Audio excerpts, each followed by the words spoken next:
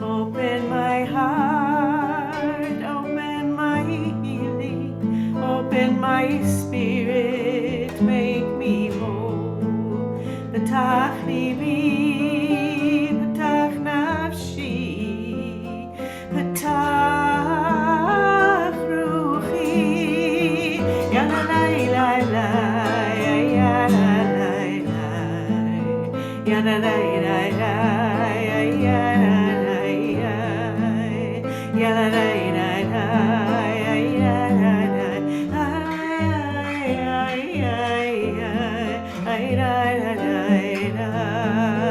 Open my heart, open my healing, open my spirit, make me whole. P'tach libi, p'tach nafshi, p'tach ruchi, ya la la la la, ya la la la, ya la la la, ya la la la, ya la la la,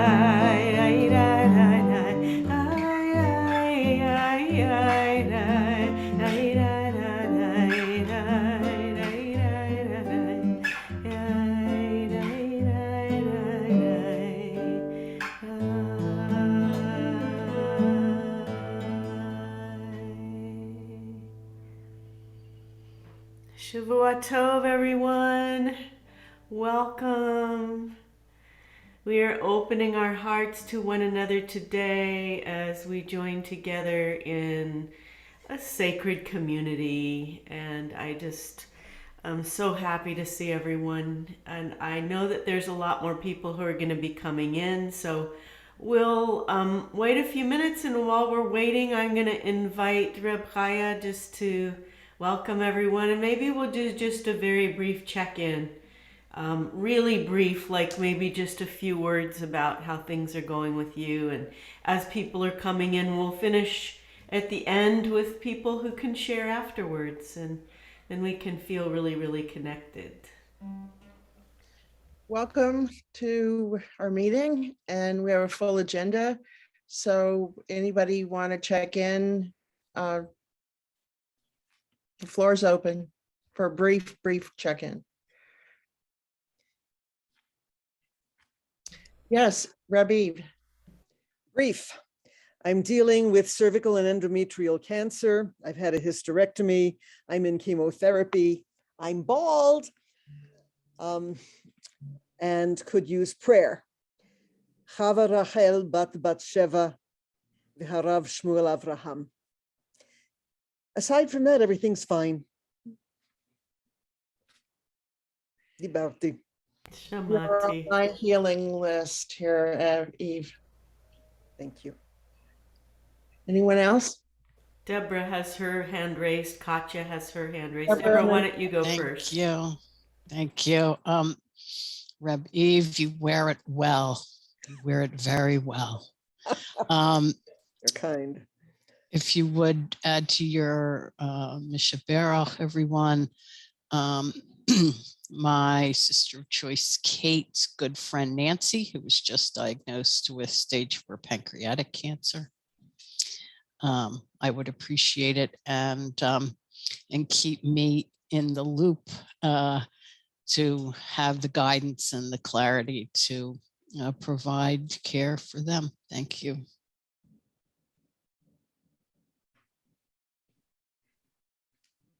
Once more, her name? Nancy. She is not Jewish. So I don't, I don't have, no, I know I don't have, Hebrew names. Feel free to place those names in the chat. We'll save the chat and we'll have it. And then I can have those for our newsletter as well. So please place those names for healing in the chat room. Anyone else? Katya. Well, life is usual here at the hospital. I'm I'm on duty this afternoon, so it's actually things are starting to calm down a little bit. But one of the only thing is check in when you put the link in the email. You did not give us the meeting number. I cannot access personal email on the computer, so I could get you guys all on the big screen if I could get the meeting number and or password. The meeting number, hold on just one moment. I'll give that to you. Keep checking in, everyone. I'll give Okay, you the yeah, meeting I'm number. good. I'm going to just put it in the chat room. Okay, DeBarty. Anyone else?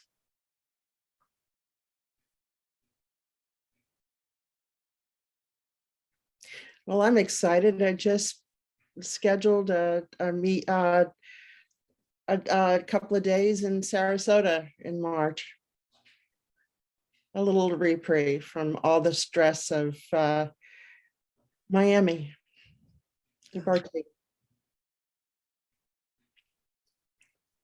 Shulamit, did you want to say something?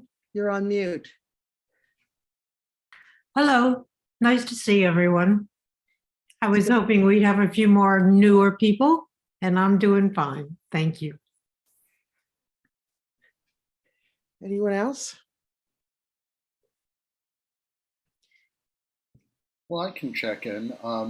I guess this is my first RPA meeting, so I'm happy to be here with you. Thank you for having me here.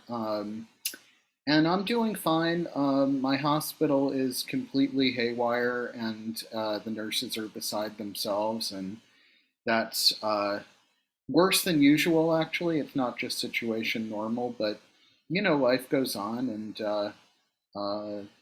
that's kind of the story. Other than that, everything's great. Dubarty. Shamati. Rati. I'll say what hospital are you at? I just Oh, I'm at UCSF Mount Zion Hospital in San Francisco. It's a historically Jewish hospital. It's no longer run by the Jewish community, but it's kind of cool. It's got that history. And is the reason that I'm sorry, is the reason it's so crazy because of the pandemic or other? No, it isn't. We're actually doing fine pandemic-wise. I don't know about anyone else who's in hospital, but we're doing pretty well. We have had a bunch of COVID patients, but most of them were not hospitalized for COVID. They came in with like a broken leg or something, and their COVID symptoms would not hospitalize them. It's just, no, we just have a bunch of big talkers, big needs patients with big feelings, and they need big, long visits. And we had a patient who was throwing wrenches at nurses last week. And so, you know, just a bunch of crazy situations, that's all. There's a patient who came to the hospital with a supply of wrenches to throw? Yeah, they did. And I'm glad to see my work colleague Naomi here. That's really cool. Hi, Naomi. But yes, somehow there were wrenches in this person's personal possessions bag. Go figure. Oh my goodness. They get through the metal detector. I think we have a bit of a quorum, and before we lose anyone, because I know that Sandra, I know you have to leave, and I think we have half of our membership here. So we can go ahead and do our vote. And then if anyone absolutely has to leave before our presentation, and I got a whole bunch of emails asking if this was going to be recorded because everyone wants to hear Shulamit's presentation. So, who emailed me who messaged me? I'm sorry. Someone has to I did. Tavona, I'm sorry. I have an Okay. Olaf Ethics Committee meeting. Okay, at the hour, I remember this. I So apologize. I'm going to go ahead and read off the slate for the upcoming year 22-23, and we didn't have a chance to do this at our regular meeting because we were short some people on the board, but now we do have that. And so I'm going to call out the slate, and then I'm going to ask someone to move that we adopt this slate for the year 22-23. It would be RP Chaya Lerner and RP Lisa Levine as co-presidents, elected for a second 2-year term. RP Shandel Khan is vice president, elected for a second 2-year term. Katya Gore, secretary, elected for a first 2-year term because she's been an at-large member. RP Lisa Levine, I'm doing interim treasurer just until we can find a treasurer. So if anyone's interested in this very wonderful role on the board, please let us know.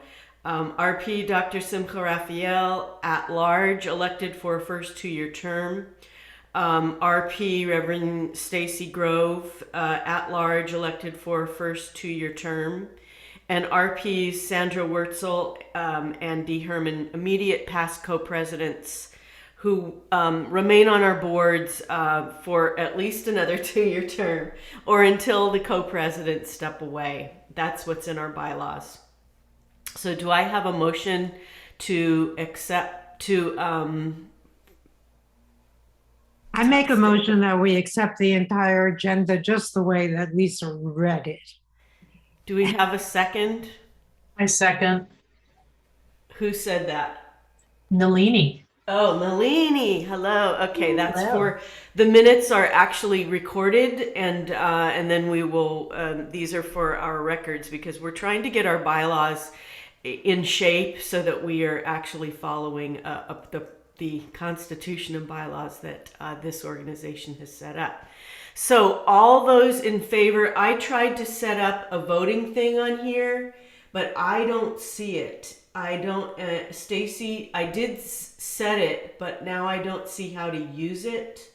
Do you know how to use it if I made you a co-host? So we can just do a show of hands, or all those in favor of accepting this slate of board of directors, raise your hand. And I think that this shows that we're all in favor. Is there anyone opposed? Are there any abstentions? So this Board of Governors for the RPA for years 22-23 is passed. Siman tov, mazel tov, mazel tov, siman tov, mazel tov, mazel tov, siman tov, mazel tov, mazel tov, siman tov, yehelanu. And Katya just came back on. Katya, you're now the secretary for the RPA. Yay! Mazel tov. Mazel tov. I'm going to turn this meeting back over to Reb Chaya because she has some important information to give us about upcoming, ongoing continuing education. So we are, Mazel Tov, I suppose I should say that. We're going to have a workshop on moral injury that chaplain, I can't remember his last name, but his first name is Steve. He's an Army chaplain, rabbi, that will be conducting workshops in March on moral injury. And we'll also be having Simcha Raphael is doing some presentations on afterlife. So it should be an exciting year. Where do we find the information? Email. You'll get emails to register and sign on. And hopefully they'll be done in the weekend, so everyone should be able to work their schedule around it. It's news to me, but I think I agreed in principle. Well, that's good. Thanks for the information. I know your workshops through Kavod Nahum were listed under there. Maybe that's what it was. Right. Well, that's ongoing. That's the next 2 Wednesday nights. We've already had 2. It's the next 2 Wednesday nights. So that's on end of life and Torah and Midrash. That's not specifically afterlife, but. Reb Simcha, I think it's the booby prize for being the at-large member. I think that's the prize you get. It comes with the vote. We have actually put that in our newsletter the last few weeks, and I hope that you got some play on it. I think it's an excellent offering, and I'm really excited about that. These upcoming opportunities will be ongoing, and we will continue to offer them for our leadership. So we're very excited. Welcome, Carl. Welcome, Ellen. We'll do some more check-ins at the end. We just voted on the board and we had a quorum, so we went ahead because some people had to leave. Shulamit. I'm just curious, is the RP Association interested in having as members chaplains who happen to be rabbis rather than rabbinic pastors? Yes, and we're working on the bylaws to officiate that, but currently rabbis who are members of Ohala, according to our bylaws, may be members of our association, and then we're working on our bylaws to include rabbis who may not be members of Ohala, but that are leaders in their renewal communities who may want to be part of the RPA. But those bylaws changes must be run through all of the different levels, including the board. But Stacy and I are working on them. They're going to go to the board, and then they'll come to this group, and we'll send them out so everyone can look at them, and then we'll discuss and adopt. The last time the bylaws were updated was in 2008. So we have a rather substantial task in making them relevant for today, but also not expanding too much that we change the mission of our association. And have we reached out to people like Simcha Levitt, and there are several rabbis who work as chaplains that are members of Ohala? I'm just wondering if we do. Yeah, I'm in that category. Yes, you And are. You're And correct. at the recent Ohala conference, I reached out to every rabbi I could to get them to join. Most of them said they want to, and I'm following up with them. But the short answer is yes, and we have to reflect our bylaws so that we can make that happen officially. Wonderful. So, Thank you for the information. I appreciate it. thank you. Before we go on and I'm going to introduce Shulamit so she can share her presentation, I wanted to share with you the updated video, the updated RP and RPA video. So I think you can see my screen. I'm going to make it large. And Teachable's given me a chance to turn doing what I love into a full-time career. Sorry about that. That was from the website. So I worked in the fashion industry for a while, and I did. Okay, is this it? No, that's not it. Hold on. Stop share. Why does this happen to me? I tested this whole thing before we came on. I just have a thought. Maybe Shulamit should speak first to tell the history before you show the movie. Well, I want to show this because I think it's important to see it before she speaks. Okay. Okay, so now hold on. Let me share screen again. Let me share screen again and put this up.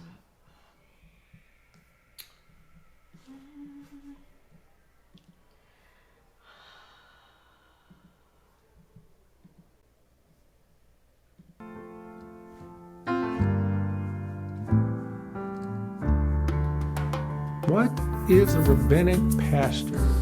It's interesting to me that many people, when they hear the word pastor, think that it's a Christian word. But the truth is that it really has to do with pastoral counseling. In other words, it's a person who's there to listen, to have a presence with the person who needs to be listened to, and to help clarify issues that that person might be having in their life. Olive's Rabbinic Pastoral Program, first of all, is based deeply in the vision of Reb Zalman and Jewish renewal. Reb Zalman taught us that we live in 4 worlds at the same time: physical, emotional, mental, and spiritual. We're here to help people live in those 4 worlds more effectively and with a feeling of being supported and cared for. In contemporary America, I believe that we need specialists. If we look at a medical model, we have general practitioners or family practitioners. But if you injure your arm or you injure your leg, you need to go to an orthopedist. The rabbinic pastor is that specialist because they have taken a very large portion of their learning and have dedicated it to working with those in need. to the best of my knowledge, Aleph is the only organization that actually has a program that ordains people to be rabbinic pastors. Through that ordination, they can be leaders in many different ways. They can do all the life cycle events. Rabbinic pastors can serve in long term, which means nursing homes and senior centers and senior facilities. They can serve in hospices, they can serve in hospitals, they can serve in specialized Jewish agencies, as well as congregational life. There are qualities involved: love, compassion, kindness, depth, diving to your depths to be with what is. The Rabbinic Pastoral Program is about learning about yourself. It's about learning who you are in the deepest way so that you can hold space for others. This is a program for people who are desiring to have deep connection with others and to guide them in raising up their spirits, connecting to their spirits, helping open their hearts to another way of looking at the world. This is an invitation. If you are someone who feels called to the rabbinic pastor path, come join us. Here you will find a community of fellow seekers who are transforming themselves as they are becoming agents of transformation in the world. During their training immediately after ordination, rabbinic pastors are invited to become members of the Rabbinic Pastors Association. The RPA offers professional support, continuing education, leadership, and a strong community platform which provides a lasting and loving space for rabbinic pastors long after the completion of their studies. From its inception, the Rabbinic Pastors Association has stood as partners with the rabbis and cantors of Aleph and serves as a partner with them in Ohala, the professional organization of Aleph clergy. We welcome all of those who are dedicated to the pastoral and spiritual well-being of those in need and provide support for all clergy within our umbrella organization and in our caring and healing RPA community.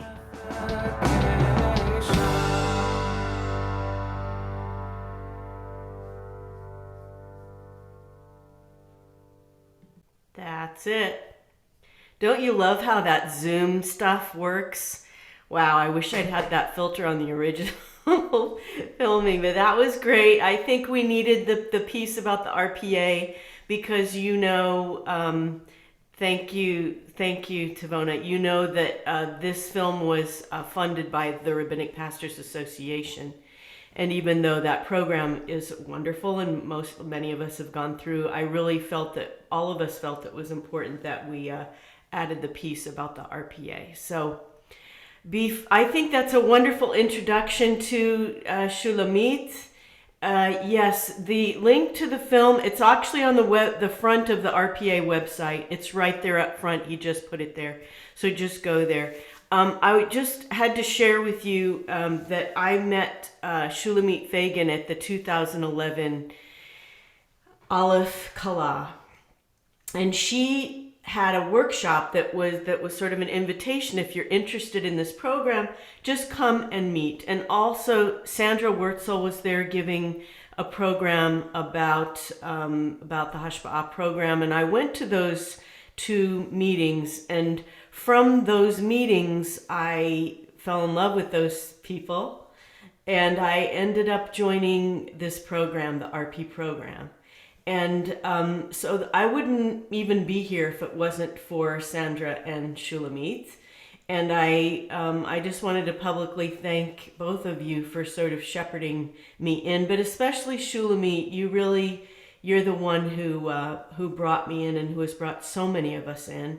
And I know that we are all wanting to give you kavod, but also I'm very curious about the beginnings of this association. I know there's some of you who have been here from the beginning, and I'm going to hand the floor over to Shulamit, and she can moderate any questions and have you speak after her presentation. Do you mind if I spotlight your video, Shulamit?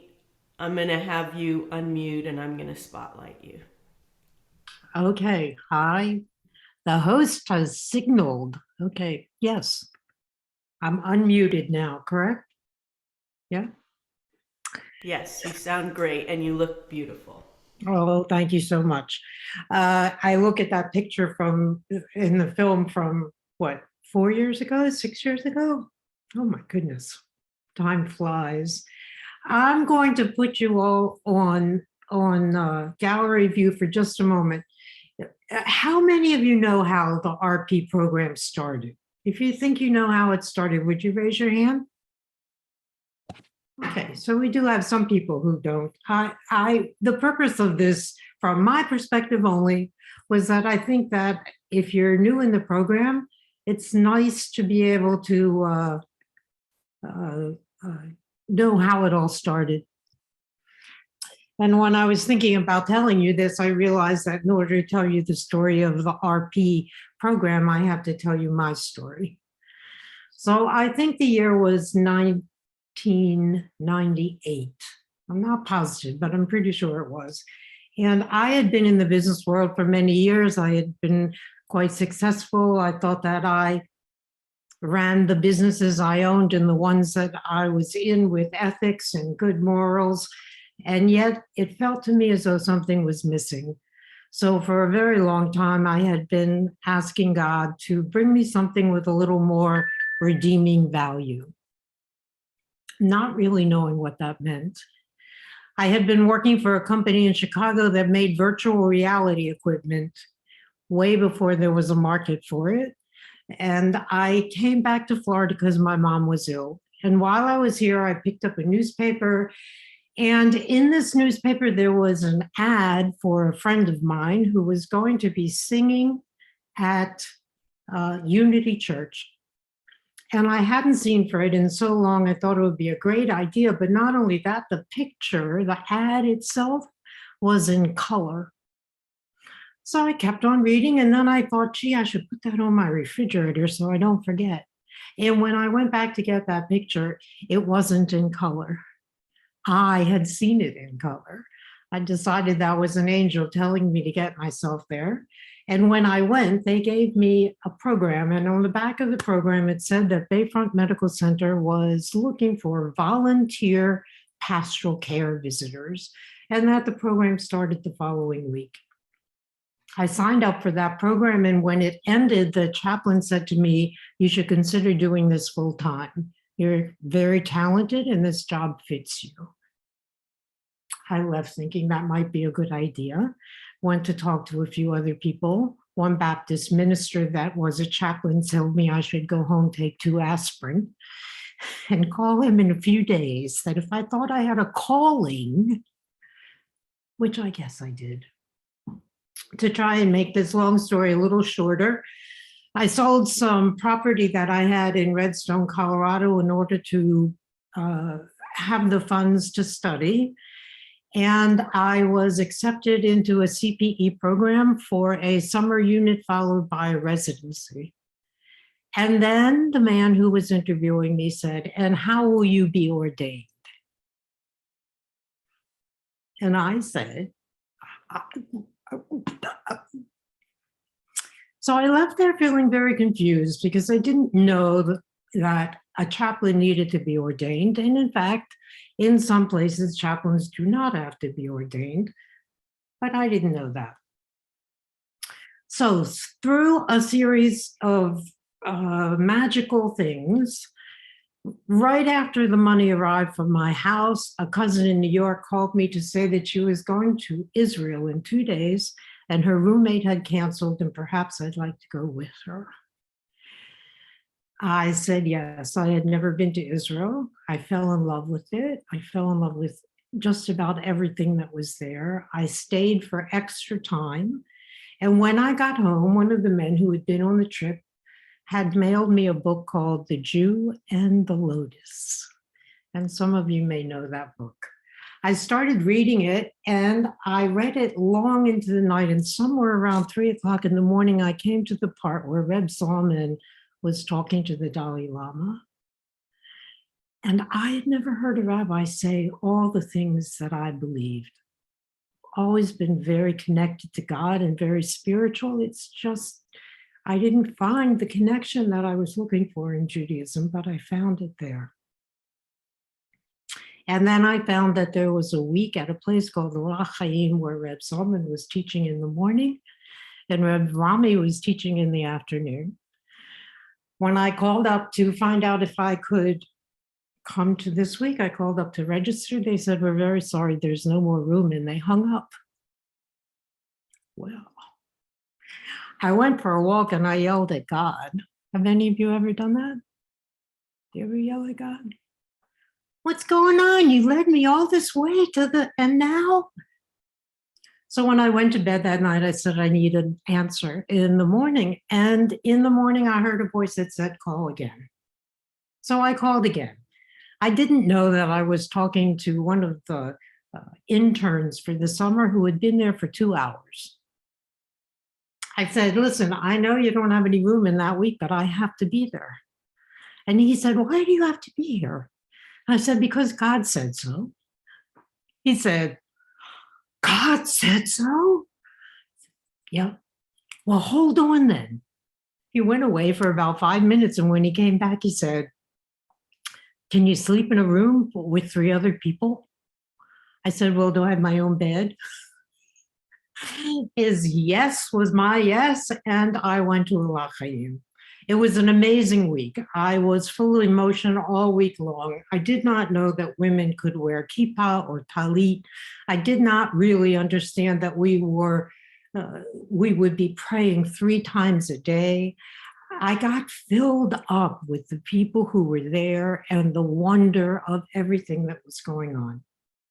One of the people there was Reb Marsha, and she was constantly being surrounded by people. There was finally on Thursday night around 10 o'clock at night, I was waiting and waiting. Someone got up from sitting next to her in the dining room and I sat down. I said, hi, Reb Marsha, my name is, she said, I know who you are. I've been watching you all week. Why? Well, because you're having such a fabulous time. That was true. And that's when I said to her, is there any way that a person could be ordained as a rabbinic chaplain through Aleph? Her answer was,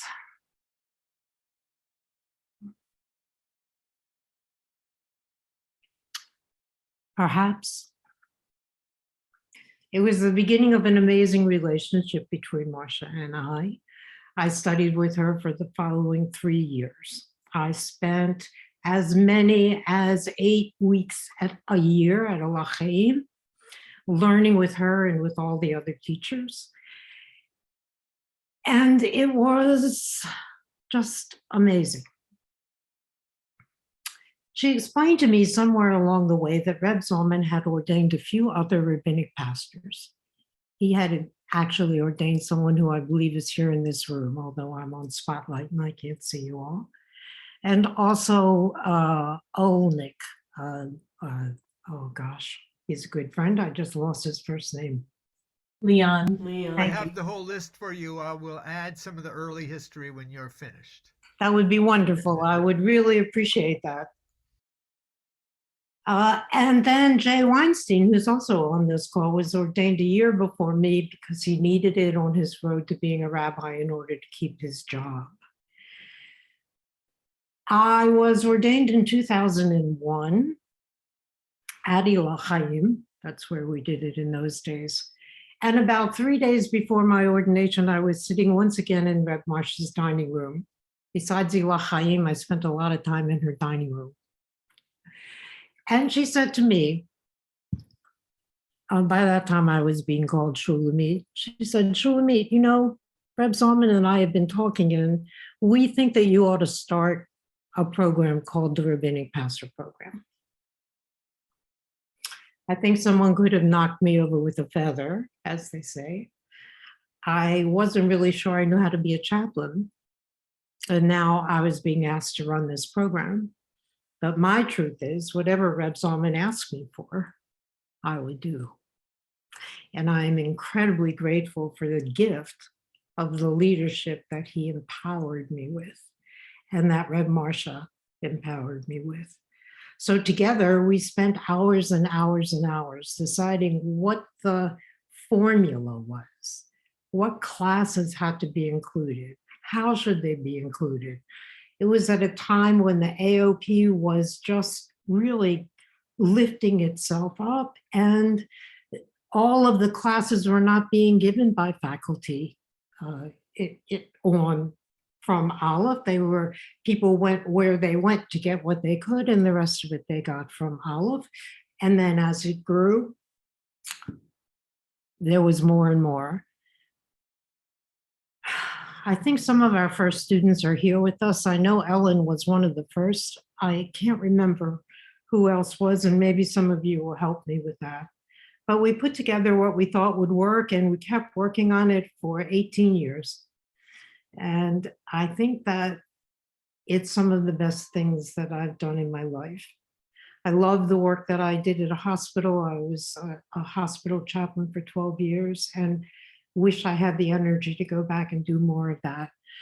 But the Rabbinic Pastor Program, the fact that we have been able to put so many amazing people out into the world to help it heal and help it grow, I give congratulations and mazel tov to all of you. Job really well done.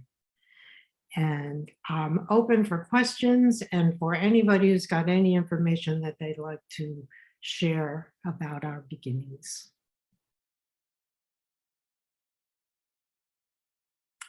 Do we have questions?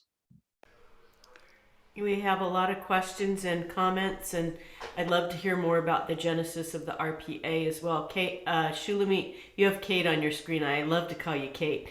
That's such a cool name. Can you call on folks to speak? Sure, I would be delighted to do that.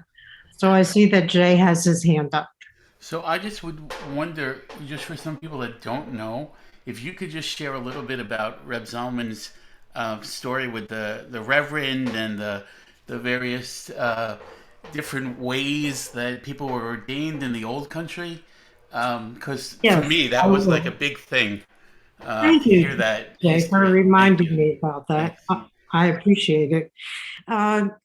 Through the years, from the very beginning, there was a question of what our title was. No one liked it. We had meeting after meeting after meeting where we would talk about what we could do about it. And then we would go to Reb Zalman and say, well, what do you think about this? And he would say, you are a rabbinic pastor. That's who you are. That's who you should stay. That's what I want. And so we did. I guess the biggest problem with rabbinic pastor is that some people think it sounds Christian, and they're not happy about that. What Jay was asking about is that what Reb Zalman would say is that when we lived in shtetls, the rabbis did not do the same things that they do here. When we came to America, they thought they had to be more like ministers and priests and do everything and run the whole thing. But in the shtetl, the rabbi would appoint one person to be the magi, the storyteller, and someone else to be the healer, and someone else to be the person that cleaned up the synagogue. And everybody had their own jobs. And that's what he was looking for in the formation of the Rabbinic Pastor Program. Does that answer the question? Hello? Okay, somebody else. Simcha, I see you on my screen. Would you like to talk next? Okay, so just quickly, how I get to be sort of the We can't hear you. Simcha, can you turn your sound up? I think I'm having I'm going to talk louder. I think I have to replay. Okay, how's that? Is that better? No, a little, but not great. Talk loud. I'll talk loud. I'm not going to have time to go get my headset, but I did buy a new computer.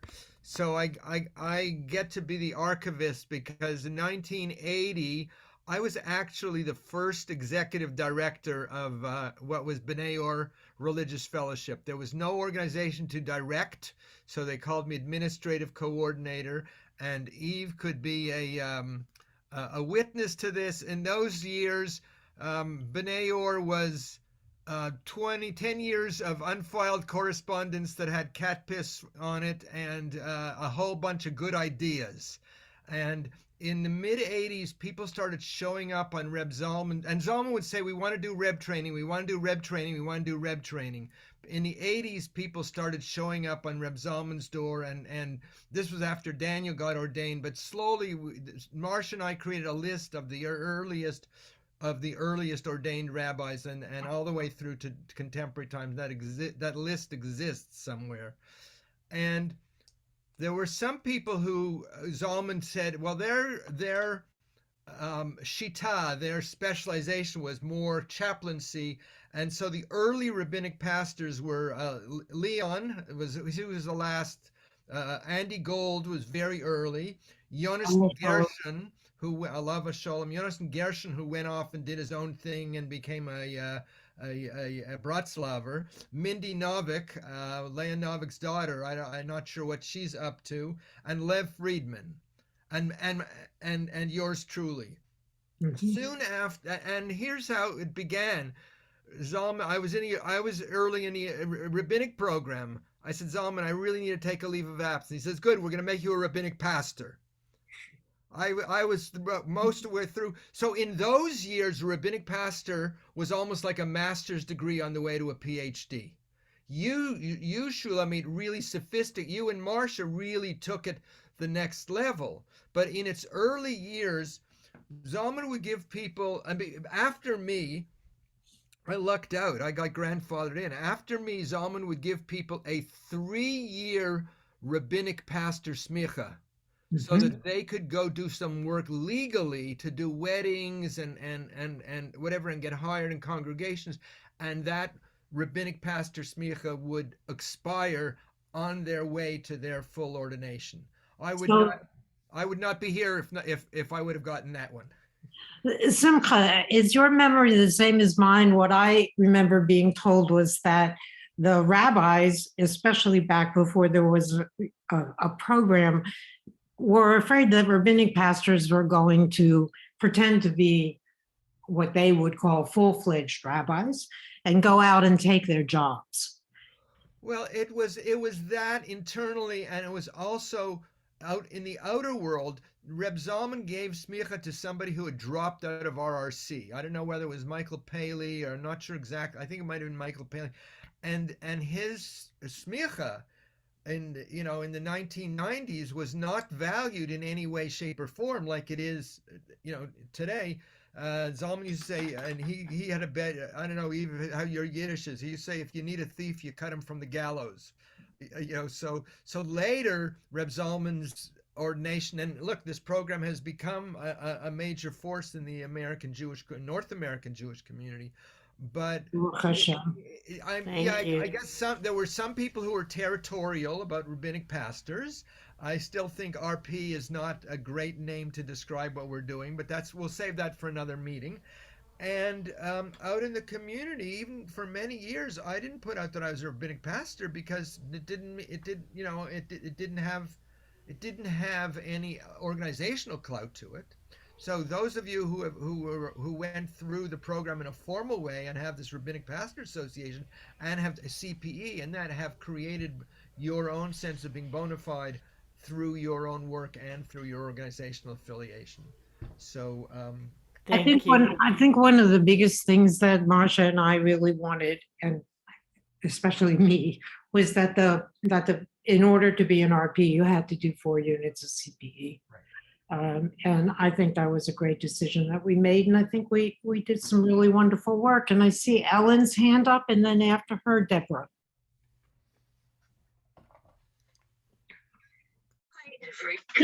Hi, everyone. Hi, Shulamit. Hi, dear. So was it 2000 and 2001, Shulamit and Jay, that we did the first DLTI? Yeah, it was. Yes. So DLTI, unbeknownst to me, had just started and was a requirement for all the rabbinic students. I was taking it because I absolutely love Reb Marcia and Reb Sean and I didn't then know Jack, but as the best davening leader. So I wanted to do it like them. And so that was, I guess, the same time that the program began with Shulamit. And I had already done a great deal of the classwork. And Ed Harris and I were both psychologist, social worker, with years of teaching spiritual psychology and all of that. And as the program kept growing in requirements, I was going to get smicha in 2004, but I hadn't quite finished, so it got put to January 2005. And lo and behold, as I am wildly trying to finish all my coursework, Pam comes along and says, we need to start a Rabbinic Pastors Association, and you need to do it. And I said, well, we thought about it, we talked about it, and I said, I can't do anything until after ordination in January, but I'll do that. I'll take that on as a beginning. And the next day I was filled with things to draft and all sorts of things. And because there was an insistence that the RPA get birthed at the same time as the ordination, I mean, the next day. But it was a lovely ceremony, and I care a lot about rabbinic pastors and rabbinic and pastoring in general, and I am a terrible organizer. And I managed to get David Danielle Clipper as a student to work with me, and we worked a whole lot with Ed on all the legal stuff for coming up with all of the materials that needed to happen. And so that was the launching of the RPA, and the rest is history. And what it has become now, I am so thrilled by the quality of the people who are representing us on the board and in the RPA, and I'm really pleased. Thank you. Thank you, Ellen. Thanks for all you did to make the RPA happen. I appreciate it. Beautiful. Thank you. Deborah has her hand up. Thank you. Just lower my hand. Give me a second.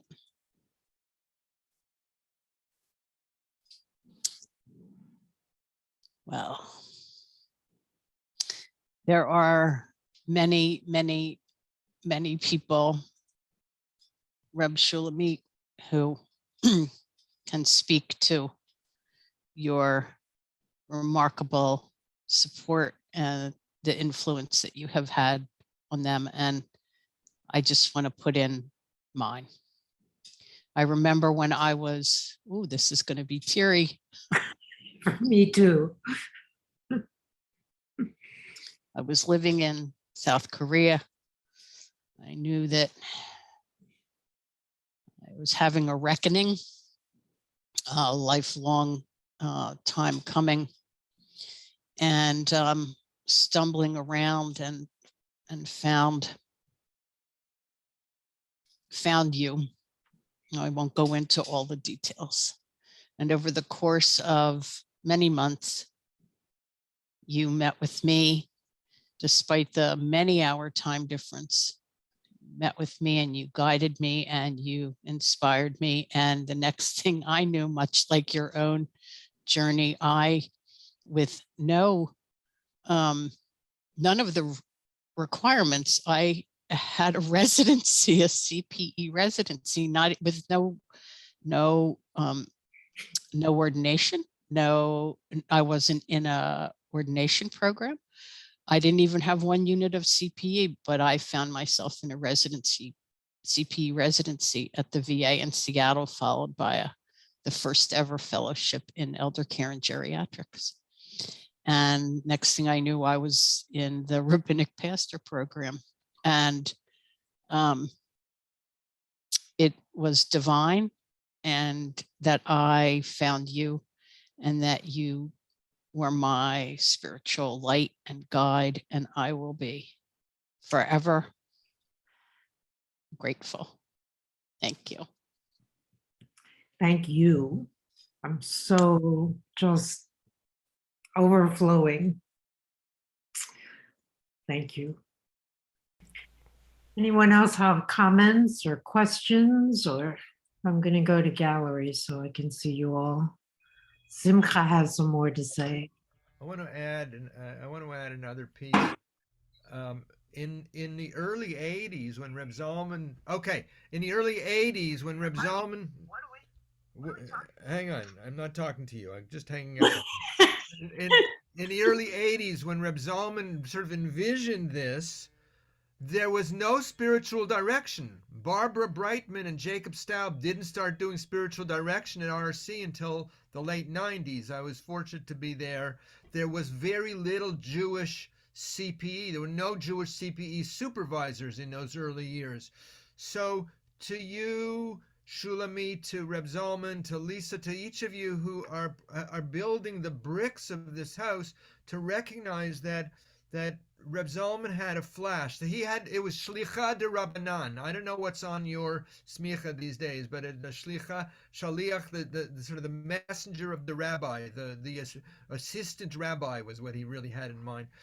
That was his flash, and different people in different ways put in the bricks to build something that, God willing, can continue to be viable and to be a source and a force. And Ohala is an organization of Jewish renewal clergy, but there's another one that's still in latency phase of the Aleph Alumni Association. But that too is another day, another time. So I just wanted to add, I really want to root it in Reb Zalman's initial vision and acknowledge each of you who have built the bricks of the house that are more than just lumpy with potential.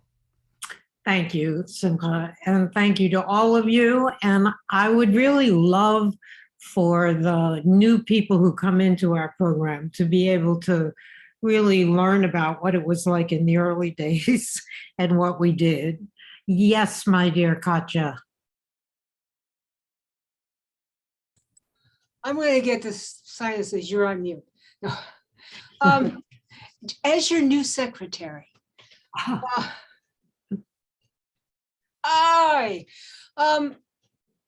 I've been listening. I know we're recording it, and I can comb through and get notes, but I don't know if we have to vote on what, but if you guys who have stories, Deborah, Shumi, Ellen, Simcha, if you wanted to write those. So here's what I've been thinking about, Katja, during this entire meeting. I would like to make a book, and I would like to include the story of how everything started, but then I'm going to reach out to everyone who's been through the RP program and ask them to write their story. I mean, I started out as a cantor. Yes, you did. I remember. And me too. And to include in that, not just your own story about how you got here, but 1 or 2 stories about what you've done. One of the stories about the person who came into the ER and then you spent 3 months helping that person get back to life. And then they gave you a gorgeous vest, Reb Simcha. Those kinds of stories. That was an inside thing for Simcha. But thank you all. And you'll be getting an email from me sometime in the next couple of weeks about how I envision that. That would be amazing. Thank you so much. Please join me in giving a big round of Zoom applause to our wonderful presenter. Keep going. There you go. I got a picture. I love those screenshots. I know. I just wanted to say one more word. Jeremy, Yes, I'm please. really glad you're here And I hope we keep getting more people who are chaplains. Well, thank you very much. I hope so too. That's thank you for saying that. Yes, we are so happy that you're with us. So happy. And Jay, love seeing you too. Yeah, just so glad that we need everyone to build this house, as Simcha said. So before we leave today, I'm going to hand the podium over to Stacy Grove, who is an at-large member of our board, to give us a closing prayer for today, sort of to make a chatima, to make a holy ending to our time together, and then we'll open it up for a few minutes and let everyone share and check in if they haven't done so already. I just want to honor our time commitment today. Thank you, Lisa. I'd like us all just to take in a breath, and just as you're breathing in, be with that breath and the rhythm that is comfortably yours, and to recognize all the simcha that's been offered this day in this meeting, and perhaps reflect upon your own journey to being here right now. And as you do that, think about the ways in which you've been deployed during this journey. The ways in which we are now being deployed, both organizationally with the RPA and in your own personal work. And know that we stand on the shoulders of those who have gone before us and those who are with us. And it is so important that we support one another. So the blessing that I want to offer is that we recognize the light that we are, the light that we reflect to others of the light that they are. At times when they are down and out, struggling, that we make a difference each and every day. Can you hear that song? Can you hear that song?